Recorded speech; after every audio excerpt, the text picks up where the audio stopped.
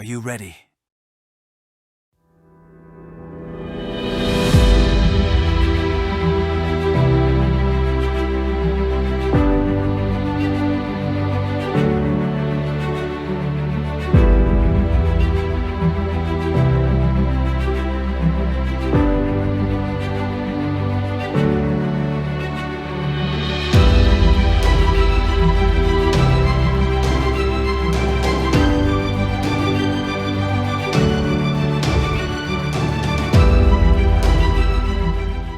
Well, hey guys, Brian here with the brand new OTMC podcast. If you don't know what OTMC is, it is official Texas music chart. We're a brand new chart in the game, featuring the OTMC chart as well as the Mega Chart. Mega Chart is the biggest chart in the United States covering Texas country music. Got 258 stations in more than 12 states. If you're wondering how that compares, Billboard, their biggest country chart is 100 stations.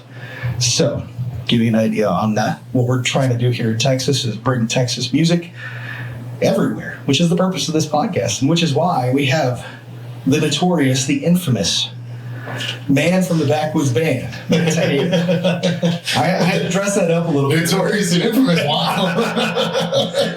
Okay. You said it. I guess I'll take it. Matt, how you doing, man? Thanks for stopping by. Man, I'm doing great. I'm glad for you having me out here, man. You know, it's cool to be out here in Fort Worth again, man. Man, it's just good to see you again, man. Just played it. We first met at the TCMA Awards. That's right, man. Waiting in the food line. That's right. We were both hungry. We were. I'm not gonna lie. My tummy was grumbling that entire day. Exactly. There was too much of those margaritas that they had at the bar behind the pool table. So I was like, yeah, I think it's probably grab something to eat. Well, and then, man, your music has been just out there doing its thing. Yeah, man. You know what? I didn't think it would go anywhere. Then again, I'm that type of person where I'm like, okay, yeah, that sounds good to me, but sure, does it sound good to anybody else? No, and you never know. Yeah, you never know. It's a constant. I don't want to say fear, but it's a constant. I guess insecurity that I have. You know, with are people going to like my music? Are people going to like what I have to say? You know, because that's essentially what it is. Sure. You know, it's my voice. It's what I want to say about my life and about my experiences, and if I can help somebody out with those, you know, experiences that I've had to relate to that in whatever way that they can, then, you know, great. If they don't, well, just cry myself to sleep at night. Well, we don't want you crying yourself to sleep at night, but you have a new single out to radio. That's right. You want to tell people about how that came about, the title of it, all that good stuff? So the new single is called Lose More Than You Win. And I wrote that song about maybe 11, 12 years ago, something like that. And it was late night, little whiskey night, 3 a.m. Got home from the honky tonk and it was like, you know what? I'm feeling kind of down on myself. And it was just a thing of, you know, you're going to lose a lot in life, you know, but it's that one win that comes along that really makes it all worth it. You know, and whether it's, you know, just a small blessing or you know, a small victory at work, or a promotion, a raise, or shoot, just getting a new house, you know, something as big and grand as that, you know, all those times where you felt like you were struggling and you felt like, man, I just can't get a win lately. Well, now there's that win. Sure. You know, you're going to lose more than you win. And the point of it is just to keep on trucking so you can get that extra win, man, or that next win. So that was my idea behind it, and I can't really recall what I was thinking at the time.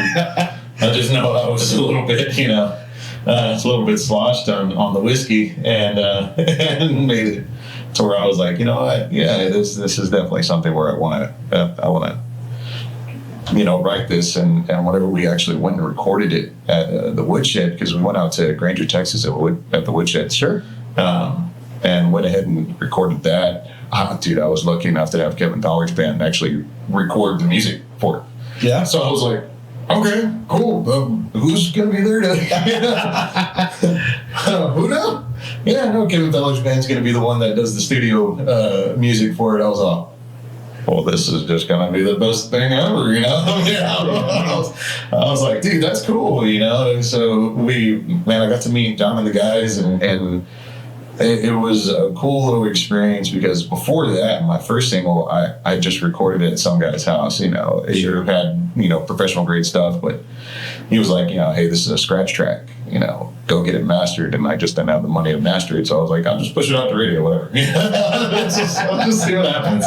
You know, I mean, it's a shaky little, you know, recording, but it got a pretty good response for, you know, what it was. Sure. And going from that recording and going to this new recording, and seeing the experience and seeing what all went into it, you know, the collaboration and whatnot, it was awesome to see like-minded individuals kind of see my vision on this song, and then kind of turn it on its head, but in a positive way. Sure. You know, it was something that I didn't think would actually come about, because I saw it more as like a ballad, or a very, you know, somber song. Yeah. You know, lose more than you win. You know, it kind of sounds like a negative thing, but at the same time, it's you know, you're taking the negative and making it a positive. Yep. And so that's what they really did with my recording, is they made it a very small, slow ballad, you know, that I wanted it to be. They made it into this nicer, upbeat, kind of positive tune, and I was like, man, you know what, I really dug it. I was like, this is where it needs to be, man, because this is where it's going to reach people, because, you know, the melody grabs you right off the bat. Sure. You know, the signature riff and everything like that in the beginning, it really does grab you, and it grabbed me too, because I was like, you know what, I need something in there to boom, punch you in the face right when we start off, you know. And it was cool to see that little signature riff kind of come to fruition. And it was just like, you know, tried a couple riffs, and then John was like, hey, you know what, let's try this. And he was like, all right, you know, guitar player, he was all, yeah, cool, we got this, you know. So I was like, oh, okay, so that's how that works. You know, now I just come to you with a melody, and you know, hey, this is what I want here, this is what, all right, cool. You know, the first day of recording was very much a big learning experience for me, so it was pretty cool to see, you know, pros, you know, at work. And you know, like I said, you know, getting back to that, my previous point, you know, it was good to see that upbeat, you know, melody to it, along with my, you know, sad words from 3 a.m, you know, sure, 11, 12 years ago. Well, it makes for a beautiful combination. I love this song. Since you released it, I mean, every time you put like a little clip promo out, I think I've shared it, just because I think the message is there. You know what I mean? And I, without getting too deeply theological, right, I think we spend a lot of time rejoicing the positives. Right. And not nearly enough time rejoicing the negatives. Yeah. And negatives is where we do our growing and learning and develop our person, you know, of who we are. And so I think that's, I mean, the little bit of light you shine on, even though it's a positive overall song. Oh yeah, that's a win, man. Oh, definitely. No, and it's true what you're saying. You know, that whenever we're actually, you know, making or taking our learning experiences and making them the positive, you know, it isn't that negative time. It isn't that time that you're losing that you're learning the most. They say to learn from your mistakes, and whenever you're making your mistakes, you know, if you don't learn, then you're not going to, you know, you're not going to grow. You're doomed to repeat them. Yeah, exactly. It's literally the definition of psychosis. Yeah. Sound like a therapist, man. No, I'm just kidding. I'm not trying to go there either. It's okay. I don't see that therapist anymore. I'm just kidding. Oh man. No, it really is though. I mean, honestly, that was the exact point that I wanted to make with that song, was like, you know what, you're gonna lose more than you win. You're sad now, but you know what, just wait for that positive time, you know. Sure. And without getting too big into my faith and everything like that, there was something that was taught to me whenever I was, you know, saved again. Sure. Is that yes, you rejoice in your positive times. Yes, you thank God for a lot of things whenever you have them. But what about whenever you don't have them? Yep. You know, is that true faith? Is that true, you know, is that true love, you know, for your higher power, God, universe, you know, whatever you want to call him. Yeah. You know, what I call him is Jesus Christ. You know? Absolutely. That is my love and my faith in him, because even though I'm very much in my infancy in my career, I'm transitioning from, a honky-tonk bar band to actual recording artist, Sure. recording and charting artist. And so that transition is something I pray about a lot, wanting to be able to make, music my professional career. It's something I support my family on. Yeah. Everything that has happened thus far, yes, I'm grateful for it. I'm grateful for the blessings that I've been given, but whenever it comes to those times where I'm like, this doesn't seem to be going anywhere right now, or it seems like a little bit of a standstill, or there's a goal that I need to get to that seems a little bit too far out of reach, I have to train myself, or I had to train myself in the past, to be grateful for those blessings that have yet to come. Those things that have yet to come, I'm thankful for them because I know they're coming, but they're coming in His time. They're not coming in my time. Absolutely. And that's also like an underlying meaning to this song as well. It's like whenever the first verse comes in and says, you never know what you're getting yourself into until you put your heart and soul on the line. Sure. That has never been true to anybody, as far as I'm concerned. Yeah. I never knew what I was getting myself into with anything in my life until I put everything on there. Like I put my entire head on the table and was just, ready for the chopping block. Absolutely. And it's funny to see where I'm at now, but just within a year. Like I said, I was playing honky tonks, little bars here and there, and doing acoustic stuff.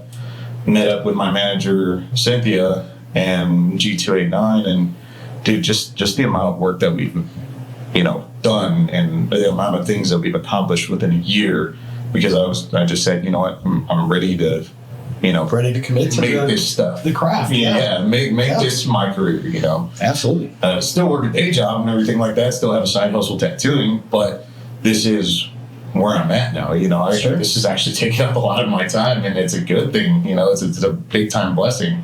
Absolutely. Never did I think, last year that I'd be here in Fort Worth playing 2 gigs throughout the weekend, and then doing 2 interviews, doing a podcast with you, man. I never would have thought of that.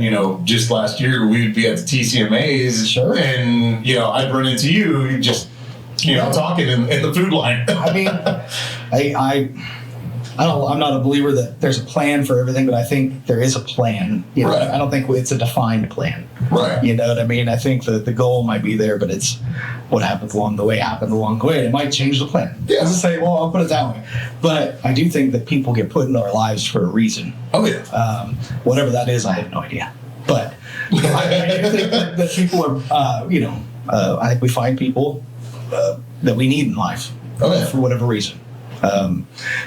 And we also probably find some people that we don't need in life. That's for sure. That's for sure. That's why I have an ex-wife. Man, it's funny. We got kind of into this deep conversation, but it's just about music, right? Yeah. And I mean, of course, music transcends a lot of things. It's the one kind of universal language. Right. You know what I mean? We were talking before the podcast about Sonny Tejeda, and he put out a song, and I don't speak Spanish. I speak very broken Spanish. I can order a beer and ask for a bathroom. Piquito. But he put out a song about his son who was born with some limitations in life. Right. Yeah. And I understood every word of that song. So without knowing what he was saying, I knew what he was saying. It was the emotion behind it. Exactly. You could feel his pain. You could feel his the struggle he's going through, exactly, but also the love he put into it. So, and I get a lot of that from your music. I think you're very the music you put out, and how even the really fun light songs. Oh yeah, I can feel your experiences in life behind those. Yeah, is that intentional in your writing, or does it just happen? I think it's somewhat intentional, but somewhat by happenstance. You know what I mean? Sure.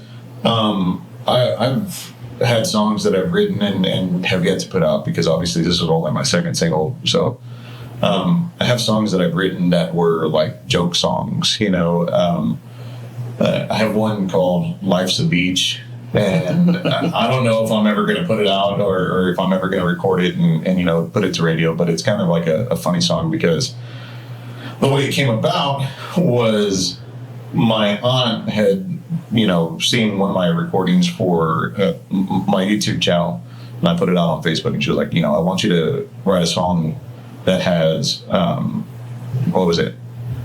Orange flavored Tic Tac. No. She said flapjacks, mentioned something about flapjacks and mentioned happy hour little umbrella drinks. And I was all, okay, cool. And then my mother's cousin was like, yeah, and put orange flavored Tic Tacs in there. I was like, okay, because, well, you know, my mom's aunt used to have orange flavored Tic Tacs. Like, she always had those orange flavored Tic Tacs in her purse. And that was something that we remember as kids, you know. You hear the little rattling and everything like that. It's not the pill bottle, it's the orange flavored Tic Tacs. You know? Yeah. That who was it? I don't even remember who. That was my grandpa used to smoke, and he always had the something wintergreen. It was either like the spearmint wintergreen gum, or it was the green Tic Tacs. Yeah, you know what I mean? It's definitely, you remember those things, man. And so I was like, okay, cool. You know, I could kind of, you know, derive my past experiences and everything like that and put it into a song. And it was a thing of, I was going through a breakup at the time, and a lot of my songs that I wrote in that transition or in that period, I was going through a breakup, so I wrote like quite a few songs about that. It was just different perspectives, really. But I was going through a breakup, and so it goes from, you know, it's mid-November, she left me alone, you know, and it mentions also that, you know, it may be December, but the San Antonio weather just makes it out because it was hot during that December. Sure. I remember that. It was very hot. I was like, why is it December? You know, you can't even tell it's December. But yeah, no, I made that entire song about my breakup and about me, you know, going and you know what, let me just get my mind off of this person and let me go live my life, man. I'm 21. I should be, you know, cutting it up. Sure. And it turned into this cool little song that, you know, has like, I think it's got like 2 or 3 time signatures in that. And it sort of makes no sense whatsoever to play it on guitar bar or dance hall, you know, because people are going to be, you know, slow dancing in one part, and then they can be, you know, 2-stepping in the next part, and then slow dancing again, and then 2-stepping again. I was like, it was just a complete, you know. You know what? There's joy in writing those songs. Yeah, and it's that's that growth. Yeah, definitely. It was a fun song. It was me getting over that thing. You know? Yeah, is essentially what it was.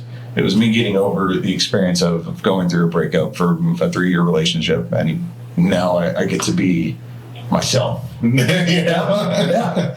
Well, and that's, you know, I'll say as a independent Texas country musician, it's really important to a lot of people to have that independence, to find and be true to themselves. Yeah. And I think you see some people that are not being true to themselves, and it reflects in their realism of how they come across to people. Right. And so I definitely don't think you have that issue, obviously. I hope not. I hope not, man. But let's kind of transition to this last year, right? Yeah.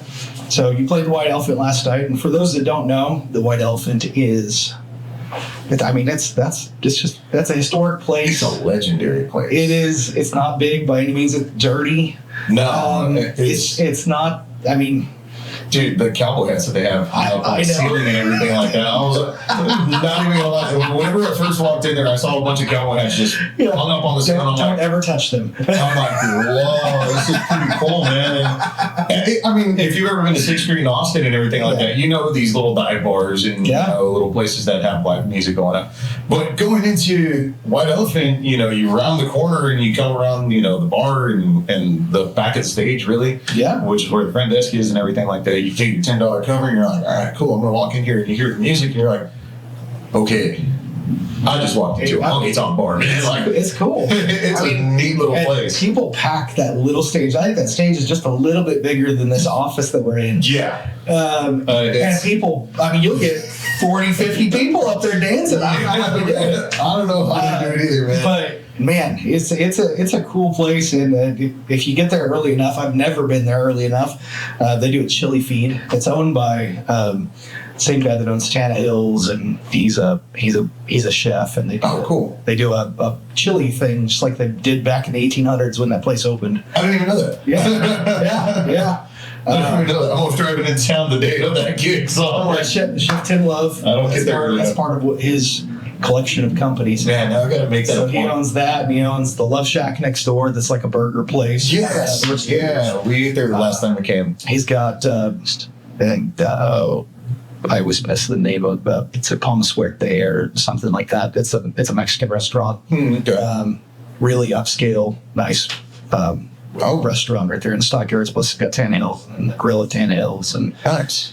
anyways, he's really into it, but he is really all about preserving that heritage. And Yeah, man. those hats, those are the hats of the original, like Stockyards,